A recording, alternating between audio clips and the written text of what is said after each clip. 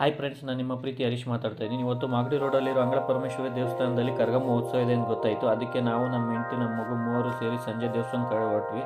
ಅಲ್ಲಿ ಪ್ರಸಾದ ವಿತರಣೆ ಮಾಡ್ತಾಯಿದ್ರು. ನಾವು ದೇವ್ರ ಪ್ರಸಾದ ಅಂದರೆ ಯಾವತ್ತೂ ಬಿಡಲ್ಲ, ಅದಕ್ಕೆ ತಗೊಂಡು ತಿಂದ್ವಿ. ನಮ್ಮ ಮಗುಗೆ ಪ್ರಸಾದ ತುಂಬ ಇಷ್ಟ ಆಯಿತು ಅನ್ಕೋತೀನಿ. ಅದಕ್ಕೆ ಕೇಳಿ ಕೇಳಿ ತಿಂತಾ ಇದ್ದ ಅವನು, ಅದನ್ನು ಎಂಜಾಯ್ ಮಾಡ್ಕೊಂಡು ತಿಂತಾ ಇದ್ದ. ಹಾಗೆ ನಾವು ತಿನ್ಕೊಂಡು ಮುಂದೆ ಬಂದ್ವಿ. ಮುಂದೆ ಅಲ್ಲಿ ದೇವಿಯ ವಿಗ್ರಹಗಳನ್ನ ಇಟ್ಟಿದ್ರು. ಆ ದೇವಿಗೊಂದು ನಮಸ್ಕಾರ ಮಾಡಿಕೊಂಡು ಇನ್ನು ಸ್ವಲ್ಪ ಮುಂದೆ ಹಾಗೆ ಬಂದ್ವಿ. ಇನ್ನೊಂದು ದೇವ್ರ ವಿಗ್ರಹ ಇಟ್ಟಿದ್ರು. ಅಲ್ಲಿ ನಮಸ್ಕಾರ ಮಾಡಿಕೊಂಡು ಆ ದೇವ್ರ ಮುಂದೆನೇ ನಾವು ಎಷ್ಟೊತ್ತು ಕರಗ ಬರುತ್ತೆ ಅಂತ ವೆಯ್ಟ್ ಮಾಡ್ತಾ ಇದ್ವಿ. ಅಷ್ಟೊತ್ತೊಳಗಡೆ ಶಿಡೀರಣ್ಣ ಅಂತ ಒಂದು ದೇವ್ರನ್ನ ಕರ್ಕೊಬಂದರು. ನಮ್ಮ ಕಡೆ ಈ ದೇವ್ರನ್ನ ಶಿಡೀರಣ್ಣ ಅಂತಾರೆ, ಇಲ್ಲಿ ಏನಂತ ಕರೀತಾರೆ ನಮ್ಗೆ ಗೊತ್ತಿಲ್ಲ. ನಿಮ್ಗೇನಾದರೂ ಗೊತ್ತಿದ್ರೆ ಕಮೆಂಟ್ ಮಾಡಿ. ಅಕಸ್ಮಾತ್ ತಪ್ಪೇನಾದರೂ ಆದರೆ ಕ್ಷಮಿಸಿ, ಯಾಕೆಂದರೆ ನನಗೆ ಗೊತ್ತಿಲ್ಲ ಇಲ್ಲಿ ಏನಂತ ಕರೀತಾರೆ ಅಂತ. ಆಮೇಲೆ ಒಂದು ಸ್ವಲ್ಪ ಹೊತ್ತು ವೆಯ್ಟ್ ಮಾಡಿ ಹಾಗೆ ಇನ್ನೊಂದು ದೇವ್ರನ್ನ ಕರ್ಕೊಂಬರ್ತಾಯಿದ್ರು. ಅಲ್ಲಿ ಯಾವ ದೇವರು ಅಂತ ನಾವು ವಿಚಾರಿಸಿದ್ದಕ್ಕೆ ಅಲ್ಲಿ ಮಾಗಡಿ ರೋಡಲ್ಲಿ ಅಂಗಳೆ ಪರಮೇಶ್ವರಿ ದೇವಸ್ಥಾನ ನಿರ್ಮಿಸಿದಂಥ ಪೂಜಾರಿ ಅಂತ ಇವರು. ಈಗ ಸದ್ಯಕ್ಕೆ ಅವರು ದೈವಾಧೀನರಾಗಿದ್ದರು. ಹಾಗೆ ಅವ್ರ ನೆನಪಿಗೋಸ್ಕರ ಕರಗ ಮಾಡಿದಾಗೆಲ್ಲ ಹಿಂಗೆ ಹೂವಿನಲ್ಲಿ ಡೆಕೋರೇಷನ್ ಮಾಡಿ ಈ ರೀತಿ ಮೆರವಣಿಗೆ ಮಾಡ್ತಾರೆ. ತುಂಬ ಚೆನ್ನಾಗಿತ್ತು ನೋಡೋಕ್ಕೆ. ನಾವು ಇನ್ನೊಂದು ಸ್ವಲ್ಪ ಹೊತ್ತು ವೆಯ್ಟ್ ಮಾಡ್ತಾ ಇರಬೇಕಾದ್ರೆ ಪಾರ್ವತಿ ದೇವಿಯ ಸ್ವರೂಪವಾದ ಕಾಳಿ ಮಾತಾ ಇದ್ದರು. ಕಾಳಿ ಮಾತನ್ನು ನೋಡಿಕೊಂಡು ಮೈಯೆಲ್ಲ ಜುಮ್ ಅಂತು. ಯಾಕಂದರೆ ಅವರ ಸ್ವರೂಪನೇ ಆ ರೀತಿ ಇರುತ್ತೆ. ನಮ್ಮ ಮೈ ರೋಮಾಂಚನ ಆಗುತ್ತೆ ಅವ್ರು ನೋಡಬೇಕಾದ್ರೆ. ಅವ್ರ ಆಶೀರ್ವಾದ ಪಡ್ಕೊಳ್ಳೋಕ್ಕೆ ಜನ ಎಲ್ಲ ನುಗ್ಗಲಲ್ಲಿ ಹೋಗ್ತಾಯಿದ್ರು. ಪೊಲೀಸು ಅವರು ತಡೆಯೋಕ್ಕೆ ಎಷ್ಟೋ ಟ್ರೈ ಮಾಡ್ತಾಯಿದ್ರು, ಬಟ್ ಅವ್ರ ಕೈಯಲ್ಲಿ ಆಗ್ತಾ ಇರಲಿಲ್ಲ. ಯಾಕೆಂದರೆ ಸಾವಿರಾರು ಜನ ತುಂಬಿಕೊಂಡಿದ್ರು. ಆದರೂ ಕೆಲವೊಬ್ರು ಜನ ಹೋಗಿ ಆಶೀರ್ವಾದ ಮಾಡಿ ಅಂತ ಅಂದ್ಬಿಟ್ಟು ಕಾಲಕ್ಕೆ ಬೀಳ್ತಾಯಿದ್ರು.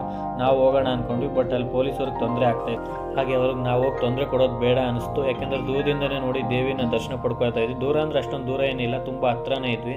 ದೇವ್ರು ಸೂಪರಾಗಿ ಕಾಣಿಸ್ತಾ ಇದ್ರು ಇವತ್ತು.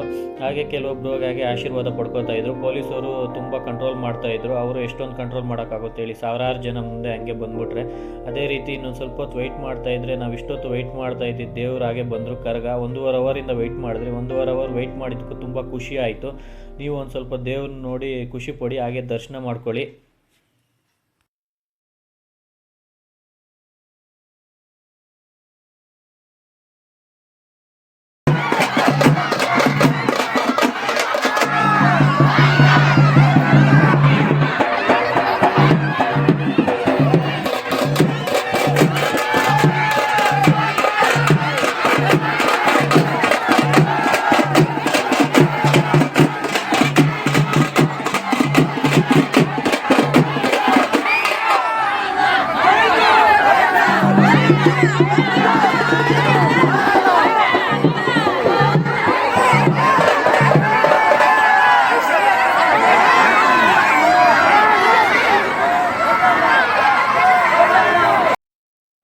ಹಾಗೆ ದರ್ಶನ ಮಾಡಿಕೊಂಡು ಮನೆ ಕಡೆ ಹೊರಡಬೇಕಾದ್ರೆ ಇಲ್ಲಿಂದ ದೇವ್ರದ್ದು ತೇರು ಬರ್ತಾಯಿತ್ತು. ಯಾವ ದೇವರು ಅಂತ ನಾವು ಹತ್ರ ಹೋಗಿ ನೋಡಿದಾಗ ಗೊತ್ತಾಗಿದ್ದು ನಮಗೆ ನಮ್ಮ ಮುನೇಶ್ವರ ದೇವ್ರದ್ದು ಅಂತ.